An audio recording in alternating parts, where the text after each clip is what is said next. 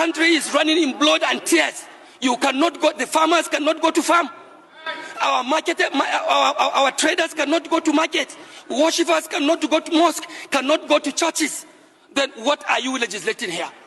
Mr. Speaker, if the government is not prepared to actually do the right thing that will protect the lives and property of our people, I urge on you, I urge on this honorable house, as a house of the people of Nigeria, to stand up to pay the supreme cost. And that is no more than to shut this house down and to call an emergency on any legislative issue and wait until the right thing is taken by the government of the day. The responsibility of security, Mr. Speaker, of course, by the constitutional provisions, it is a sole responsibility, more of a sole responsibility to the center. I agree with whoever may say, of course, governors in the sub-nationals are also accountable and they must be held responsible for the security of lives and properties of their people. Mr. Speaker, I want to say that in virtually all of our constituencies, given the opportunity, everyone here can rise to tell you the account of what is happening. Mr. Speaker, it is not religious. Mr. Speaker, it is not even political. This fight and this menace of insecurity in Nigeria is something that does not have any identification of one's party or one's religion or one's tribe whatsoever. It is a calculated attempt to demoralize Nigerian state. And if care is not taken, Mr. Speaker, even for those of us who take politics more seriously, we'll have a very big question to answer at the end, because it is like this unnecessary insecurity going on. This is a high level of conspiracy targeting our political processes.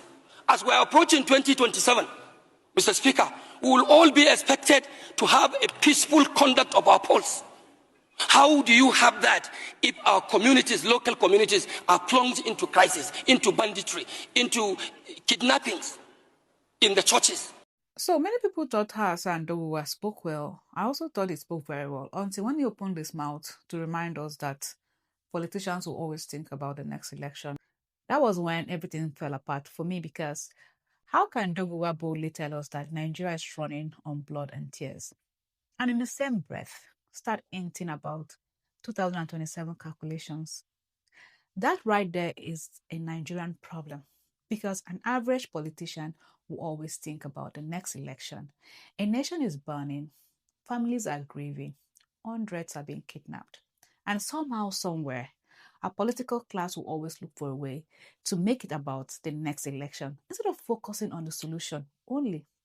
You're already thinking about political permutations, because at this point, nobody should be talking about 2027 when a country is in crisis. You cannot declare that Nigeria is soaked in blood and tears and then turn around and remind the politicians that they should consider their electoral future, not their electoral value. That mindset is precisely why the country keeps spinning in circles, because every crisis becomes a campaign strategy. So this is the type of thinking that has held Nigeria hostage for decades.